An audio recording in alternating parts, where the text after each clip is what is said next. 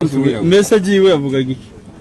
Message yiwe yamenyeshaga icyo yamenyeshaga twavuye Uganda kuza gufasha bene wacu barenganye duhurire tuvukana twese turi abatutsi nta twese turi abatutsi ko na Uganda ni na Uganda niyo twabanaga nabo niho bamenye niho twabamenye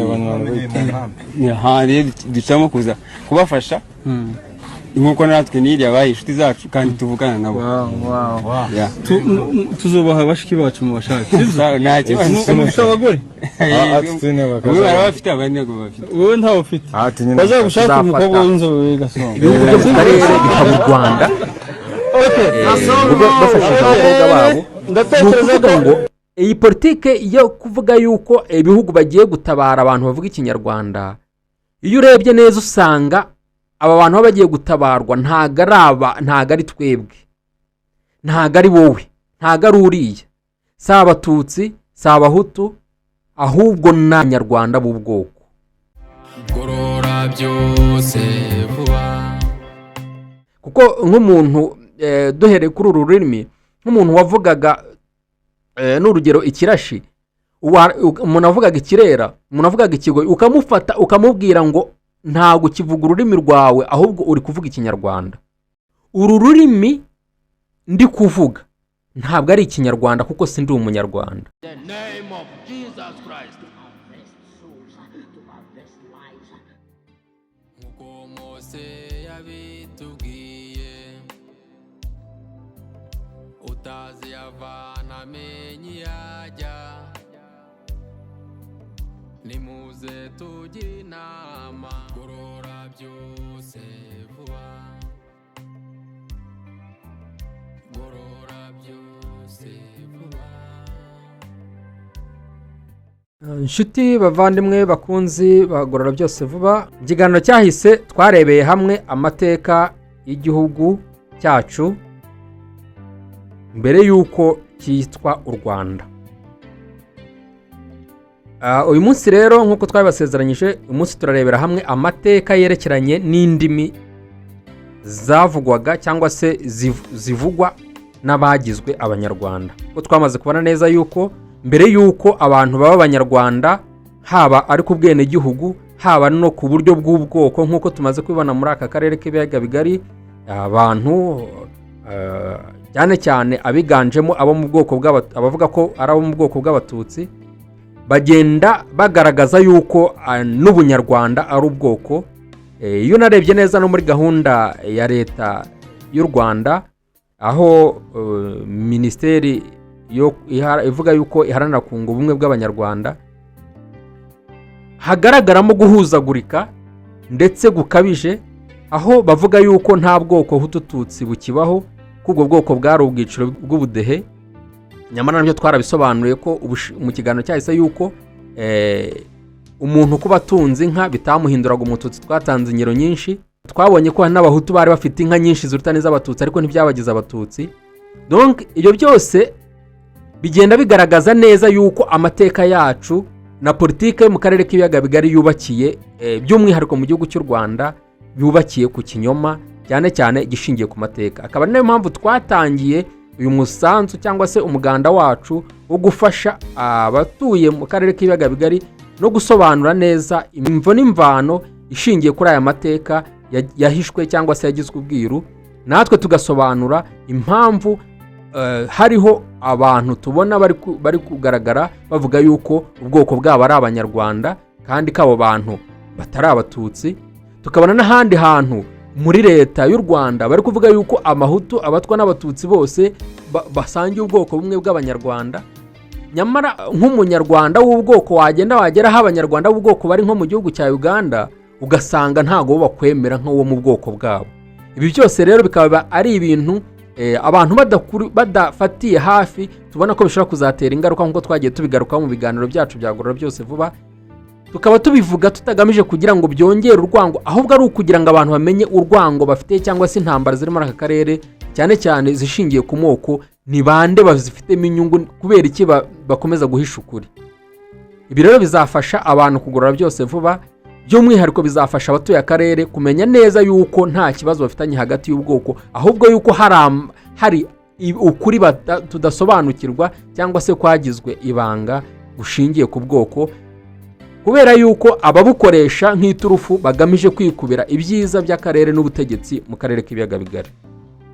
Uyu munsi rero nk'uko twabibasezeranyije, reka tugaruke n'ubundi ku ndimi zavugwaga mbere y'uko abantu bisanga bavuga ikinyarwanda. Nk'uko turi kubona uyu munsi wa none imitwe myinshi rwaguruka ivuga ngo bari guhaguruka ngo barwana intambara ngo z'abantu bavuga ikinyarwanda. Nyamara mu by'ukuri urwo rurimi, amateka twereka neza ko urwo rurimi ari ururimi rwaje rusanga abantu bafite izindi ndimi bavuga, ndetse kubw'amategeko n'inyungu za politiki abantu bategekwa kumvishwa yuko indimi bavuga ari ikinyarwanda, nyamara ntabwo ari ikinyarwanda. Ni nayo mpamvu uyu munsi nk'uko turi kubona dutegekwa kuvuga yuko ubwoko bwacu bw'abahutu n'abatutsi butari ubwoko, ahubwo ko ubwoko bwacu ari abanyarwanda. Ni nako n'ibindi byashobotse, kubera ko abantu iyo umunyapolitiki cyangwa se umuntu ufite ububasha akwigishije ibintu bikaramba bikaba uburyo buhoraho, birangira bya bintu akwigisha bisa nk'ibibaye ukuri. Nyamara rero amateka ari kutwereka yuko izi ndimi cyangwa ururimi rwitwa ikinyarwanda hari ukundi kuri kubyihisha inyuma. Ni ukuhe rero? Kurikirana ikiganiro muri Gorora Byose Vuba. Gorora Byose Vuba. Amateka yerekeranye n'indimi zivugwa n'abagizwe abanyarwanda. Abanyiginya bageze mu bihugu by'abantu mu karere basanze bavuga indimi zabo gakondo ziganjemo Igihutu, Ikirera, Ikirashi, Ikigoyi, Amashi, Urukiga n'izindi. Abo banyiginya rero bo baza bari bafite ururimi rwabo rwitwa ururi. Byarabagoye cyane guhuza za ndimi ngo zitwe ikinyarwanda kuko babigerageje inshuro enye. Ururi nirwo rwabanje, urucuzi rurakurikira rwa rurimi rwa kabiri. Ubu ngubu rwabaye amateka, n'ururi ntaho warwumva, nyamara izindi ndimi zabayeho. Urunyakirima ni ururimi rwabayeho, rwageragejwe narwo ntirwafata. Hageragezwa ururimi rwitwa urunyarwanda, narwo ntirwafata, hageragezwa urundi rurimi rwitwa ikinyarwanda. Niko bagiye bahindura kugeza ubwo bahamije ikinyarwanda nk'ururimi rw'abantu basanze. Hageze mu mwaka w'1935 nibwo umwami witwa Cyilima Rugwe yarashe ku ntego abasha kwemeza ko ururimi rukoreshwa mu Rwanda ndetse no mu bihugu bigaruriye ari ikinyarwanda. Nshuti bavandimwe dukurikiye Gorora Byose Vuba, ngira ngo ubu ngubu murabyumvise neza kandi murabisobanukiwe n'uko uru rurimi ndi kuvuga ntabwo ari ikinyarwanda kuko sindi umunyarwanda, ahubwo ururimi ndi kuvuga byashoboka yuko rwaba ari ururimi rwawe, rwaba ari ururimi rwanjye, dukurikije indimi tumaze kubona hariya. Aba banyarwanda cyangwa se aba bantu bavugaga bagerageje guhindura ururimi bavugaga, kubera ko tubonye yuko babigerageje inshuro nyinshi. Ururimi bahereyeho kugerageza rwari ururimi rw'ururi, bagerageza ururimi rwa kabiri rw'urucuzi.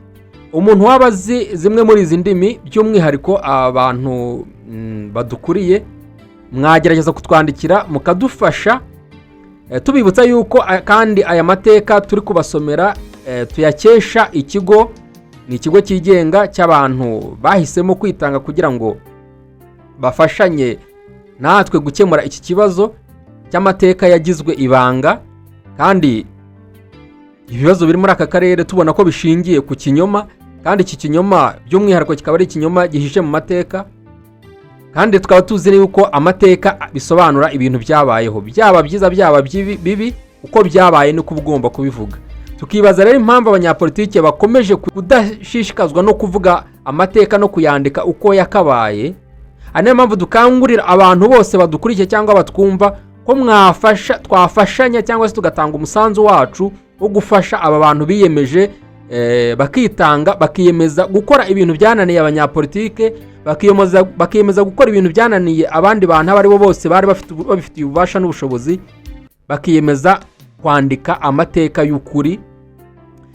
Bisobanuye ko aya mateka turi gusoma cyangwa turi kumva yanditswe n'impirimbanyi z'inama y'igihugu gakondo, buri wese ufite icyo yaba yaziho ahawe karibu kugira ngo twuzuze aya mateka, hanyuma bidufashe kumenya neza iyo tuva n'iyo tujya muri gahunda ya Gorora Byose Vuba. Bizafashe n'abatuye aka karere, kuko rimwe na rimwe iyo twumvishe imbwirwaruhame zitandukanye, aho wumva abantu bavuga ngo bari kurwanira ngo uburenganzira bw'abavuga ikinyarwanda. Ubu tuvugana mwamaze kumva yuko muri Tanzania hariyo ikibazo damu ngo wiyahuye muri gereza w'umunyarwandakazi. Byumvikane ko dukurikije politike iri muri aka karere k'ibiyaga bigari, aho twabishuriwe n'abanyamakuru bo mu Rwanda, nk'umunyamakuru Kenesi yavuze yuko bashobora kuzafata ibihugu byo mu karere bikaba u Rwanda ngo bafashije abakobwa babo. Ni ukuvuga ngo iyi politike yo kuvuga yuko ibihugu bagiye gutabara abantu bavuga ikinyarwanda, iyo urebye neza usanga aba bantu baba bagiye gutabarwa ntago ari twebwe, ntago ari wowe, ntago ari uriya, si abatutsi, si abahutu, ahubwo ni abantu b'abanyarwanda b'ubwoko. Sinzi nawe uko bibona, jya muri comment tubwire, kubera yuko bimaze kugaragara yuko ibyo ubutegetsi bwo muri aka karere k'ibiyaga bigari intambara buhagurutsa buvuga ngo bari kurwanira abantu itsinda runaka, biba ari inzitwazo. Ahubwo nk'uko twabihamirijwe na Karidinali Kambanda avuga ati mu myaka 30 tumaze dufashe ubutegetsi nka FPR Inkotanyi, nta munyarwanda uhohoterwa, nta munyarwanda usenyerwa, nta munyarwanda wicwa, nta munyarwanda ubundabunda, nta munyarwanda uhunga. Nyamara mu gihe tumaze kubona yuko akarere kuzuye impunzi z'abantu bitwa abanyarwanda, nawo mutego abantu bamaze kugwamo, kuko niba wowe uhunga wiyita umunyarwanda, abanyarwanda nyirizina b'ubwoko bo banabyemera kandi bazi n'icyo bisobanuye, bavuga yuko nta mpunzi iriho, wowe wiyita umunyarwanda uba ufite ikibazo. Ntekereza ko nayo mpamvu n'ubuhunzi bw'abanyarwanda nyirizina bugora kububona, kuko leta ya FPR yakoze lobbying mu bihugu byinshi. Abantu mwese murabizi, ahantu hari impunzi zabo bita abanyarwanda usanga benshi barafashe ubundi bwene gihugu kugira ngo babashe kubura ubuhunzi. Bisobanuye ko bwa bwene gihugu nabwo mutabwemerewe, mububona iyo muri mu gihugu cy'abanyarwanda babemereye kubaho uko bashaka, gende no ku mategeko bo bashyizeho. Ibi ngibi byumvikane neza, kuko iyo urebye neza n'indirimbo y'igihugu cyangwa se n'itegeko nshinga rivuga yuko ngo baha agaciro basekuruza bitanze bagahanga u Rwanda ngo rukaba rwarabaye ubukombe. Nyamara iyo urebye neza usanga muri abo bantu bose abo bavuga yuko abatuye icyo gihugu cyitwa u Rwanda, harimo bamwe babaye abasekuruza babo babaye inzirakarengane zo gukora urwo Rwanda. Kuko duhereye kuri uru rurimi, nk'umuntu wavugaga n'urugero ikirashi, umuntu avugaga ikirera, umuntu avugaga ikigoyi, ukamufata ukamubwira ngo ntago kivuga ururimi rwawe ahubwo uri kuvuga ikinyarwanda. Ibyo nabyo sinzi niba wenda abaza amategeko mundusha, ibyo nabyo navuga ko ari genocide. Kuko iyo ufashe umuntu ururimi yavugaga ukamutegeka kuvuga ururimi wowe ushaka, haba hari ikindi ugambiriye mutabyumvikanyeho, nta mumugishije. Ese ubundi kuki ushaka kumuhindura ngo avuge ururimi wowe ushaka? Niba uri umunyarwanda kuki ushaka kugira ngo umuntu avuge ikinyarwanda kandi avuga ikirashi? Ufata ikirashi kiwe umwumvisha yuko kitakiri ikirashi ari ikinyarwanda, ufite ikindi kintu ugendereye. Bityo rero abantu batuye muri aka karere k'ibiyaga bigari, ndetse by'umwihariko abantu bavuga ko mutuye mu gihugu cyitwa u Rwanda, aha hantu muhashinga agacumu, ndasaba abanyapolitike by'umwihariko ko mwakwegera aba bantu b'inama y'igihugu gakondo tugafatanya nabo, kuko ngewe ibintu ndabibona impamvu nitanze nkagorora byose vuba kugira ngo nkoreye iki kiganiro, nge nabibonyemo ukuri n'ubwenge budasanzwe. Yaba abanyapolitike ko benshi koko baregereye bano bantu, bitari mu nyungu za politike gusa, ahubwo mu nyungu za bene gihugu no kugarura amahoro mu karere k'ibiyaga bigari. Ntabwo ibibazo turimo byakabaye biriho. nkaba nsaba rero yuko abantu bashyigikira aba bantu bo mu nama y'igihugu gakondo, kubera yuko aya mateka ashobora kudufasha kumenya ukuri, kandi Bibiliya itubwira yuko ukuri ariko kuzatubohora. Byashoboka yuko dushingiye kuri aya mateka y'ukuri dushobora guca inzangano n'umujinya uri guhemberwa n'abanyapolitike ndetse n'amatsi ibihugu, nk'uburyo bwo kugira ngo aka karere gahoremo intambara n'iby'imivumbagatanya ishingiye ku maturufu y'ubwoko, amadini n'ibindi n'ivangura akarere.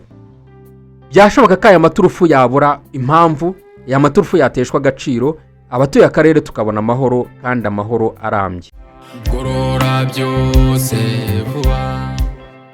Nanone rero reka mutwemerere tube dusubikiye hano igice cy'ikiganiro cyacu cy'uyu munsi.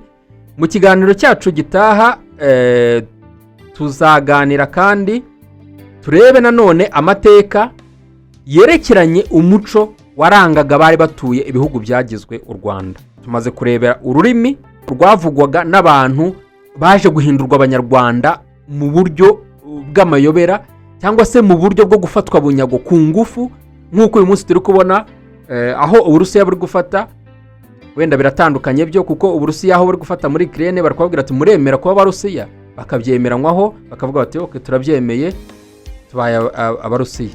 Ariko twebwe aho abanyarwanda bafashe ntago bigeze bagisha inama, ntago bigeze bicaza abaturage babwira bati rero turabafashe bunyago, tubafashe mpiri, ariko nibura muremera yuko mubaye abanyarwanda. Reka ibyo ntaho byabaye. Ubu twese tugendera mu kigali cyo kuvuga ngo twabaye abanyarwanda, twiyambuye abo twari turi bo, tubaye abo mu bwoko bw'abanyarwanda mu buryo nabwo budasobanutse. Kuko niba uvuga yuko twese turi abanyarwanda b'ubwoko kw'amoko y'abahutu n'abatutsi n'abatwa atakibaho, warangiza ukiherera ukavuga uti hari imiryango iharanira inyungu z'abatutsi, kandi iyo miryango iharanira inyungu z'abatutsi abahutu bakaba badashobora kuyikandagiramo, abatwa batayikandagiramo, bisobanura yuko uri kubeshya ubwo bwoko bw'abanyarwanda nabwo, ahubwo uri gushaka kuburengera, ufite ikindi kintu uri kuburinda. Kuko iyo twumvise ubwo bwoko butemerwa imbere mu gihugu, harangiza bukajya kwemerwa hanze, nabyo n'undi mutego muri gushaka kuzatugushamo. Ejo muzahaguruke muvuga muti noneho dore bya bibazo byabaye, ya jenoside yakorewe abatutsi ubu ntikiriho noneho, cyangwa se nk'uko Loni twabonye yuko Loni mu nyandiko zayo ifite inyito ya jenoside yakorewe abanyarwanda, nubwo hano mu karere cyangwa se kubera inyungu zabo bagamije hano muri aka karere bavuga yuko bemera iyo nyito ya jenoside yakorewe abatutsi, kandi natwe twakabaye tuyemera, niko kuri. Ariko noneho bakongera kandi bo bagategura indi turufu bazakoresha ya jenoside yakorewe abanyarwanda. Bivuge ngo tuzisanga ba banyarwanda b'ubwoko aribo nanone bongeye babaye victime, kandi tutari tuzi ko abo banyarwanda bariho. Usanga umuhutu yirukanse cyangwa se aharanira inyungu z'abanyarwanda kandi atariwe. Usanga umututsi ari guharanira inyungu z'abanyarwanda kandi atariwe, kuko twamaze bitangiye kugenda biducira amarenga muri aka karere k'ibiyaga bigari. Kubw'ibyo rero tukaba dusaba by'umwihariko urubyiruko n'abantu baturusha amateka yuko twafatanya gucukumbura neza kuri ibi biganiro turi gukora. Waba ufite umusanzu watanga, cyane cyane tukunganira bari abagenzi bacu bo mu nama y'igihugu gakondo, kuko bagiye kuduhishurira bagacukumbura ibintu akarere katari kazi, bagahishura ibintu bituma abakongomani bahora mu ntambara, bagahishura ibintu bituma abarundi bahora mu ntambara, bagahishura ibintu bituma turi kumva imbwirwaruhame z'umuntu nka Frank Gashumba ukuriye abanyarwanda b'ubwoko mu gihugu cya Uganda, avuga ngo nibatita ku bibazo byabo ngo muri Uganda haravuka intambara ya M23. Bivuge ngo M23 ni icyungo cyangwa se ni ikiraro abanyarwanda b'ubwoko bambukiraho bakemura ibibazo byabo, cyangwa se bashaka uko bagera ku byo bo bashaka nk'abanyarwanda b'ubwoko. Mu gihe uyu munsi wa none turi kubona twebwe abari hano mu Rwanda, mu gihugu cyitwa u Rwanda nyirizina, abana b'abahutu, abana b'abatwa, abana b'abatutsi bari kujyanwa bavuga ngo bajye kurwanira inyungu z'abavuga ikinyarwanda, nyamara mu gihe bimaze kugaragara neza yuko abo bantu atari abanyarwanda. None se niba utari umunyarwanda urajya kurwanira inyungu z'abanyarwanda gute?